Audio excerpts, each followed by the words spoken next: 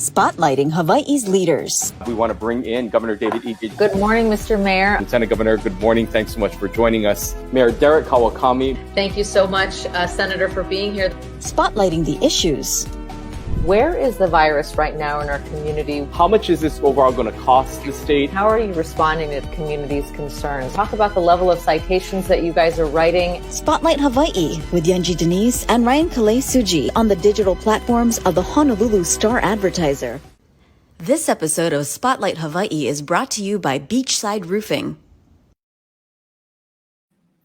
Well, good morning. Happy Monday. I'm Ryan Kalei Suji, joined by Yanji Denise, and this is Spotlight Hawaii on the digital platforms of the Honolulu Star-Advertiser. Yanji, hard to believe we're already midway through December as we head towards Christmas and the New Year. This morning, we have a guest to talk about a variety of issues here in the city and county of Honolulu. That's right. We are joined live from Honolulu Hale by Mayor Rick Blangiardi. And Mr. Mayor, my goodness, what a time to be in charge. There are so many things coming at you all at once. Thank you for joining us this morning. I'm very pleased to be here with you and Ryan. I always enjoy these conversations. Yeah, you're right. And as Ryan just said, we're coming up on not only Christmas, but the end of this calendar year. And come January 2nd, we will have been in office for 1 year. And it has been a fascinating journey. It really has been. Let's start with the COVID case counts. That sort of sets the tone for how we do as a city right now. When I looked at the daily averages over the last 14 days, the other counties seem to be going down. The trend is, sort of on average for the other three counties, below, 30% reduction over the last 14 days. But Honolulu County seems to be trending upwards. How are you feeling about where we are in terms of COVID right now? Well, we're trending upwards slightly, and I would tell you at my discussions with the healthcare professionals that I talk with, they'll tell you that we really need to get off the case counts right now because there's an inevitability to case counts. The thing we're looking at right now has a lot to do with who's in hospitals, what our hospital care is. I think we're going to be dealing with case counts as long as we have people who have not been vaccinated or even people who have been vaxxed somewhat until they get a booster. Different things are popping up along the way. This disease did not go away. We're still waiting to see the impact of Omicron. So at this point right now, everything is manageable. And while we don't want anybody getting sick, there seems to be a reality to that. So that's what we're gauging. Less on case counts and more on the dramatic impact, if you will, of what we're experiencing. And right now, our hospitalizations are really under control. When you look at the lifespan of this pandemic, we've kind of gone through different phases, whether it be through different restrictions, the lifting of restrictions, a push for vaccinations, and so forth. We've kind of gone through these measured approaches. As we look into the future, into the new year, what is the game plan, so to speak, when dealing with the pandemic from your perspective? Is it a renewal in vaccination, in booster shots? What is the next step, so to speak, as more regulations seem to have been lifted over the past few weeks? Yeah, Ryan, it's hard to predict the future, but you're absolutely right. We've gone through this whole year. We started off in a tier model, worked our way through that, got to the 4th of July weekend thinking we were going to lift everything. Then we imposed, the state made up a tier 5 and it was all tied to vaccination levels at 65 and 70%. And no sooner could we even really get on the way with that, then, the Delta variant hit in August and September. We all had a lot of trepidation. I still remember going into Labor Day weekend. Here we were at the 4th of July weekend talking about lifting restrictions completely, and coming to Labor Day weekend, and we're looking at September 2nd and 3rd, we broke 1,068 cases each one of those 2 days. Our hospitals were over capacity. We had oxygen supply problems, and it really was very daunting, and we're really concerned. University of Hawaii published a report. It was in the paper predicting by October we'd have 3,400 cases a day. And what that meant, it was very daunting if that were to be true, and what was going to mitigate that, if anything, and nobody was quite certain. And that's when we moved into not wanting to shut down the economy. But what we did very quickly was we canceled all large gatherings, and we came out with Safe Access Oahu. We strongly encouraged vaccinations, et cetera. And then miraculously, we were, seemingly just a couple of months later, being able to lift all restrictions effective December 1. And now we're, 13 days into that and feeling pretty good. But along the way comes the Omicron virus, right? So now we know the one thing that we did get from the Delta was 30% of the people got vaccinated above where we were at 60. So now we're in, a very good position of people who've initiated one vaccine on Oahu, people who are completely vaccinated. Plus that, we started vaccinating our keiki as well. And we've introduced boosters. And we're, I think, approaching 300,000 booster shots. So we've protected our most vulnerable with vaccines, which seems to be the best resource we have against this, okay?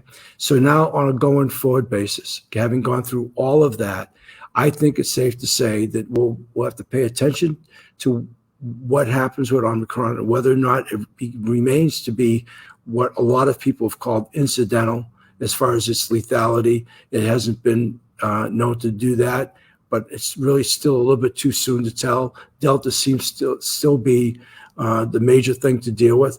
And I think that, going forward, hopefully our vaccines will give us protection. Our practices in the community, we're going to maintain safe access for a while here. We think it's working.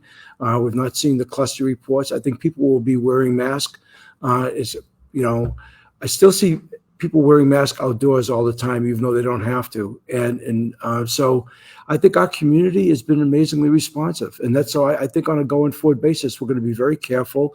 I think we have the benefit of knowing now that we have 9 out of 10 people are vaccinated. They're eligible. I mean, that's, or will be very shortly. So that's a tremendous, that's a tremendous response, to not only getting vaccines, but for caring for each other and also fighting the disease. And so wearing masks, I think people were careful. I understand we had 9,000 people at the marathon yesterday. I think that's probably the largest event, which I think was terrific. I mean, we didn't get any surges from the 2 football games or from the Thanksgiving holiday. I think we're all trying to learn how to live with this disease. And I think we've done a good job here in Hawaii of being sensitive and respectful and getting our vaccines. And at the same time, testing people. We've done a lot of testing. We'll continue to do that. And then people going forward and just being careful. That's the best I can tell you.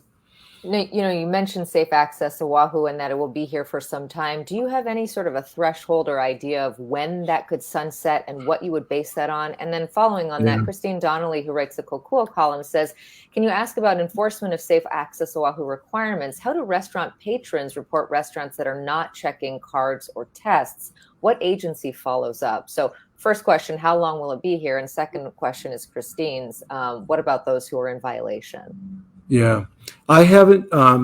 We haven't put a line in the sand as to how long. I think again, just when we thought we were going to be really clear in a lot of ways, Omicron came up, and I think we're being cautious right now. And what we do know, the Safe Access Oahu has made patrons feel safe. I've had restaurateurs tell me, I've had gym operators tell me that. And so that's what they're concerned about, is providing a good experience for their customers as we try to rebuild and get people going back. I mean, people are self-selecting. I still know people who don't go out quite enough yet because they're being cautious. I think everybody's been through that. So I think we have that going on. I think probably through the first quarter. With respect to patrons complaining, I don't have the answer for that on restaurants who are not reporting or checking vaccines. The few restaurants I've been to lately, everyone is checked, and I thought that was pretty good. I think we can find out. I don't know if anybody in this office here, as we get the question, could let you know where they could report that to. To my knowledge, we haven't had too many complaints, but I've been told right now you can call the police, you can call HPD and the Liquor Commission. Although we haven't had to shut down any bars of late, we've had some pretty good behaviors. But I don't doubt for a moment that people have maybe gotten lax in some places. I've just not experienced that. But I know you can call the police, and I do know that the police, if they get a phone call, will go and investigate that. I do know that. I want to switch gears to another important topic that that has really caused concern amongst many in our community, and that's what's happening at Red Hill. I wanted to know your stance on and your involvement maybe in this process, the communication that you're having, of course, because of the fact that this water, this could impact a large population of people here on the island, including those who have already been impacted for those who live on the military bases. Yes. But your thoughts and what any update that you can provide us in your involvement in what's happening. Well, I don't know if there could be a more serious matter, Ryan. I mean, our water supply is vital to our very existence, and so obviously our sensitivity and concern levels have been really at the highest level. And you know why? I've said repeatedly, I didn't want to impugn the integrity of the Navy and its ability to remedy whatever they had to do up at Red Hill, and that involves shutting down their, the Halava shaft and water. Our Board of Water Supply, led by Ernie Lau, in my conversations with him, I don't think on the city side we can have anybody more diligent than that. And right now, admittedly, there's a difference of opinion, and how the Navy and the government to date is saying with respect to what's caused the contamination, and maybe how the Board of Water Supply would be looking at it. And that's what's getting reconciled through a lot of discourse and briefings. I know this has the attention. I was just with Admiral Papadaro last week and discussing it when I was out for the Inoue commissioning, USS Inoue commissioning. And at the highest level of the Navy, I've been briefed by Admiral Cott as well. We've been involved in trying to relocate those families. I know that they're working exhaustively on it. We're dealing with an aged infrastructure up at Red Hill. There's no question this is an 80-year-old facility. And while they verified that the tanks themselves were not leaking, there seems to be something in the lines. I mean, they know now, and they've disclosed that it was very real. And the 4,300 homes that were pretty much impacted, again, most of those, nearly 2,000 on the joint base at Pearl Harbor and Hickam, where a lot of those families have come from that have been relocated. But clearly our own aquifer, our water supply is of the utmost importance. And I'm relying on the Board of Water Supply and the briefings we're getting to stay very, very close to that. And we're trying to do whatever we can as a city to help enforce, if you will, whatever needs to be done to provide the assurance to our general public that they're going to be safe. And right now, the reports I've had and the assertions I've had by the military is that the general population is safe. You know, Ernie Lau on this program said there's a lot of inconsistencies between what the Navy says and what they actually do. And there is a lot of mistrust in this community toward the military community and toward those leaders because of past spills and the initial response to this one. Are you confident that the Navy will indeed be a trustworthy partner in taking care of this issue? Well, I absolutely want to say yes to that because it's our military, but I understand where Ernie's coming from. And he has we've been in office just 1 year, and Ernie's had a long history of working with that. And as you just said, Yunji, there have been leaks in the past. And I think that we're at a moment of truth now. And so, as I said earlier, I don't want to impugn the integrity of the military leaders who have said they're putting their best foot forward on this. I think we are into that moment of reckoning, and a lot of decisions are going to be made now because we've not, even though there have been leaks in the past, we have not had it like what's happening right now, where they've had to displace nearly 3,500 of their own families. I think in those homes, in the universe of that, there's some 27,000 people being impacted. Of course, our greater population as well is on full alert. I think you have to be somewhat trusting that they're going to do their best efforts under these circumstances, given the reality here. This is not something that gets argued academically as to what it was or wasn't. There's a reality here now in that moment of truth. So I don't think we can have a better advocate than Ernie Lau running the Board of Water Supply. And I take my cues from him on that side, on the city side, of making sure our general population is safe. And we're holding those people accountable to fix it, and they seem to be responding well to that accountability. My conversations with the military is that nobody has ducked the issue. There just seems to be a difference in interpretation as to what has caused what. There have been calls by members of the congressional delegation, specifically Senator Schatz, who have called for an independent organization, an outside organization, to be responsible for some of the testing in the EPA, and not necessarily relying on the findings of the military and their testing, and even taking it out of the hands of the Board of Water Supply so that the EPA be that body.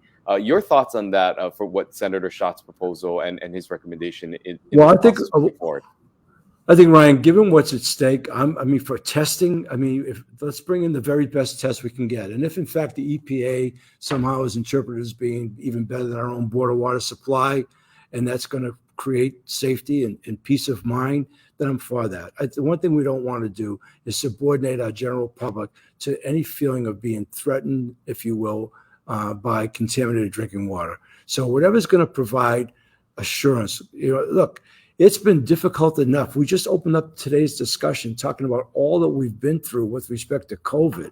And now we have this, and they're throwing the storm we had last week. The resiliency of our community is being tested in very profound ways, not the least of which is what has happened to us economically and what we're still facing as we look to rebuild, and all the psychological damage that's come from that, people losing businesses this past year and careers and all kinds of other things, right? So, there's a lot on the line here. So anything we can do to remedy any of the situations, I'm going to be in full favor for. And if in fact that's determined that is sort of the gold seal, if you will, of approval, if it takes that, then I say bring it on. Let's do the best thing we can for the people who live here.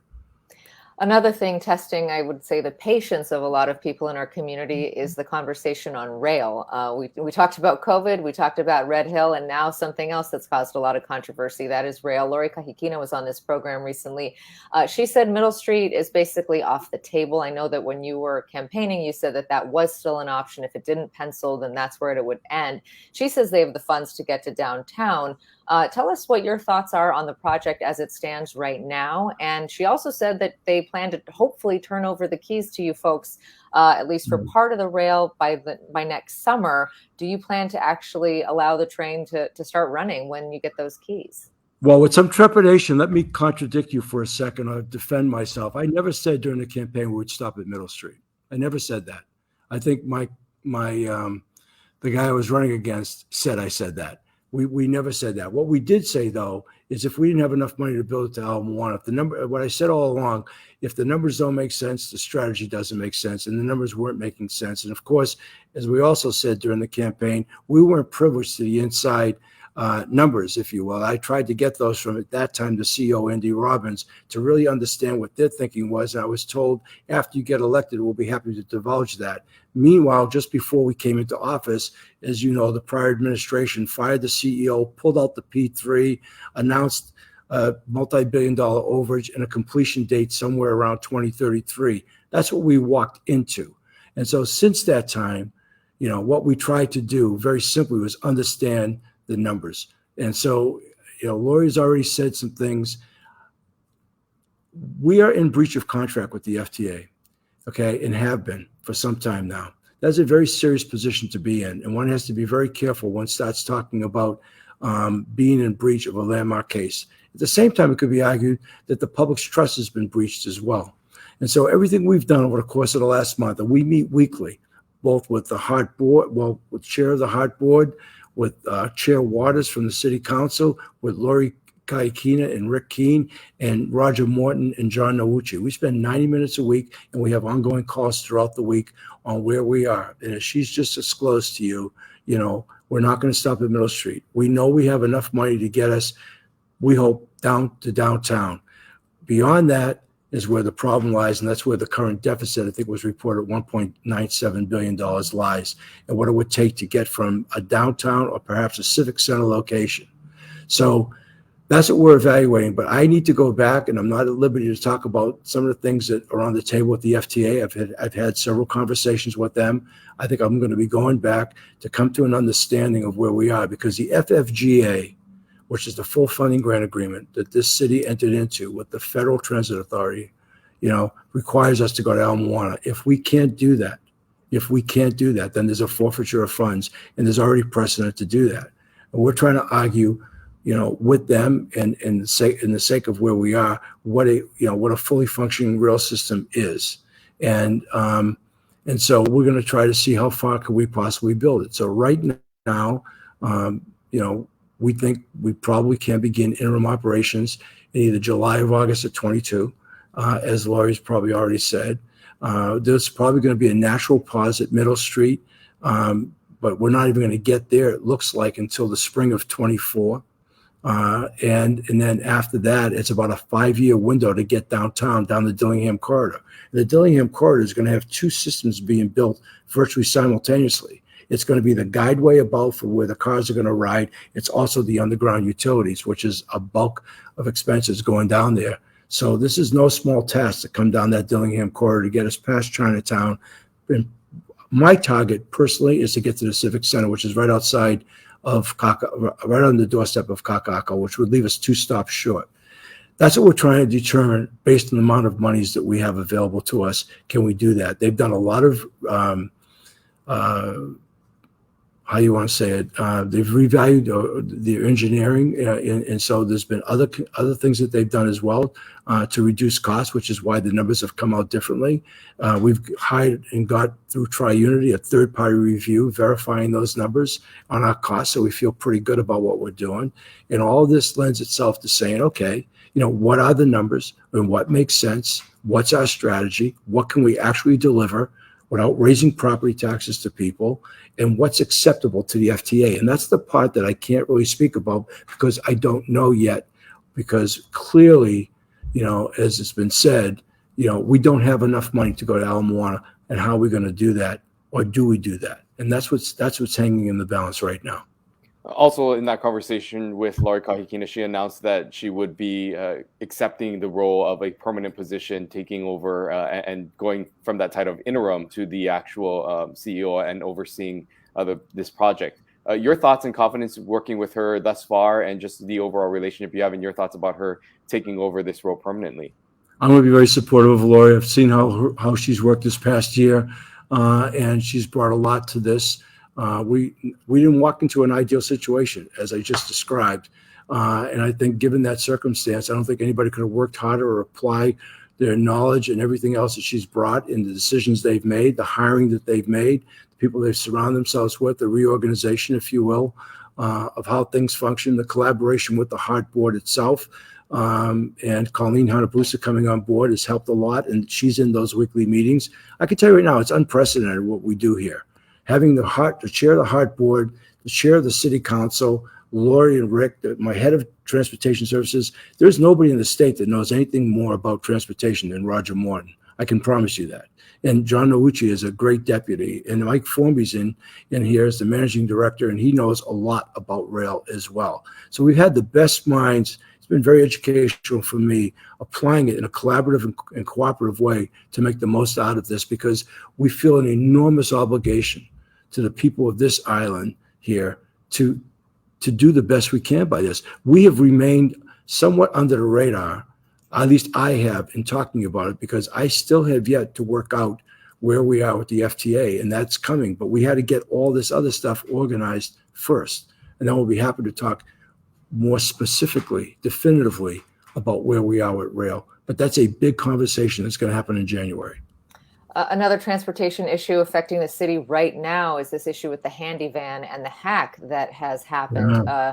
Can you tell us a little bit of an update on that? And has the city actually received any kind of a ransom demand or anything like that? Yeah, good question. No, we did not get any ransom demands. That was one of the first questions we asked. And apparently, we're back. We've normalized our bus operations and our handy van operations. But apparently, and I just this morning was briefing this, there's been a lot of cyber attacks elsewhere nationally. It's not just been here in Hawaii. In fact, we had another one this morning on something else that's come up that I'm still waiting to get the details of. But there seems to be a rash of this happening right now. So no, there were no ransom demands made. A lot of inconvenience, which really bothered us greatly, and we really hope that doesn't happen again. I think we're doing everything we possibly can to ensure that doesn't. Of course, another incident that happened last week was the heavy rains that really a lot of people suffered through. We saw some of the damages reported throughout the island. I know a lot of people breathing a sigh of relief, but there is some damage that has been done out there. If you can give us an update on anything happening and what people who have suffered through that storm, how they could get some additional assistance. Well, first of all, the scale of the storm was amazing because this was the second largest rainfall we've had since 1958 was the last time that Oahu had 8 to 10 inches of rain in the time period we had. And so we had some some significant damage, but none that I would say was necessarily catastrophic per se. And I want to be careful about that because we do, I believe, had some 200, as of Friday, some 250 applications come in asking for help. In fact, I think we can put up on the screen if you have a damage. We're still doing the damage assessment, Ryan, is what I'm trying to say. That's why I'm hesitant to say, we had the floods earlier this year. What was catastrophic was we lost the Wailua Bridge, and we had to repair that. And, that created roadway problems and transportation. We got that done in less than 7 months after initial, announcement. It was going to take more than 2 years. I'm really pleased we did that. We had nothing like that happen, but I'm not denying the fact that there's probably a lot of residence damage. I want to be really clear about that because for those people, it is catastrophic. But you can, if you got it up on the screen right now at honolulu.gov/DEM, if you have damage to report, and we're going to certainly try to help as many people as we possibly can. So that was pretty incredible. But, we were fortunate here on Oahu. A lot of the water stayed in the channels. Maui, I talked to Mayor Victorino the other day, Friday, in fact, they had over 20 inches of rain, and they had a lot of water, debris and everything come down from Haleakala and a lot of other places, and a lot of damage they're dealing with there. And even Hawaii Island had almost 18 inches of rain. So we probably had the least rainfall, but we have a concentrated with bigger urban areas here.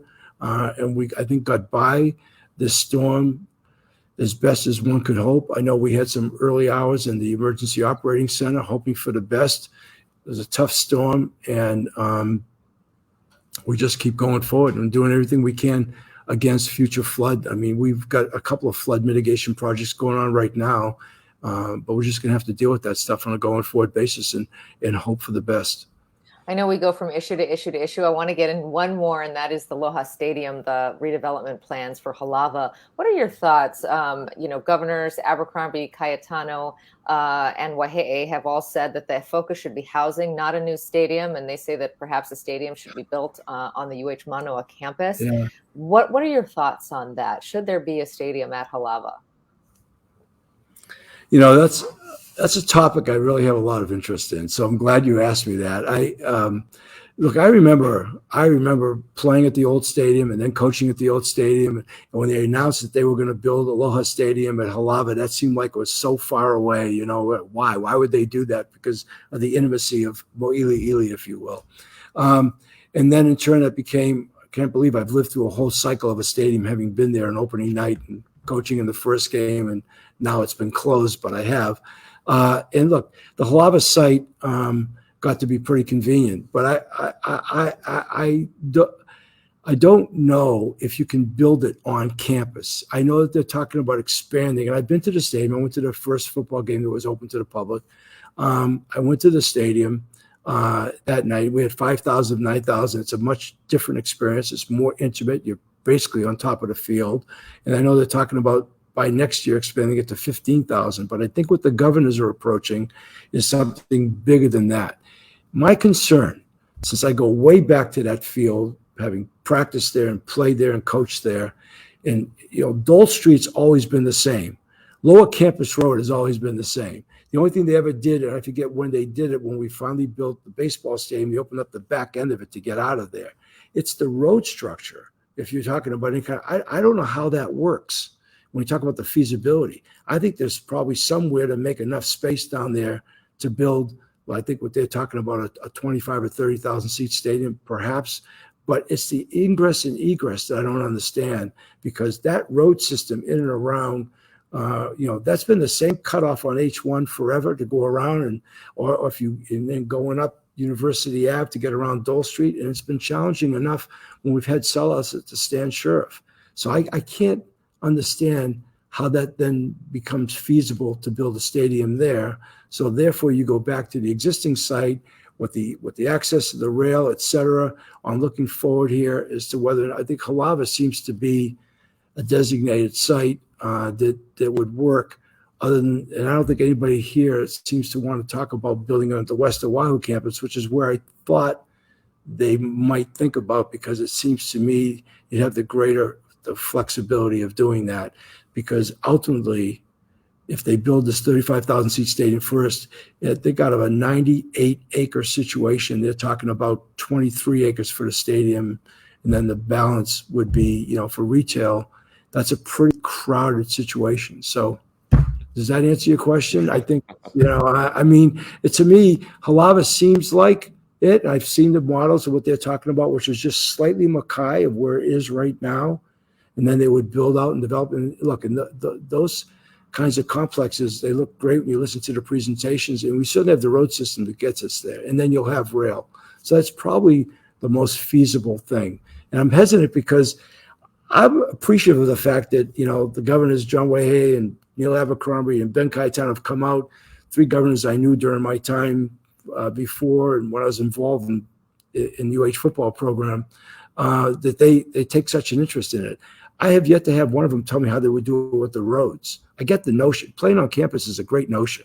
It's good for the students. You almost envy these stadiums on the mainland that have their on-campus stadiums. It becomes, it's almost like a religious site, if you will. It's there, and people can see it. It holds great memories, and alumni come back, all that. I just don't think we have the physical space to do it or the road access.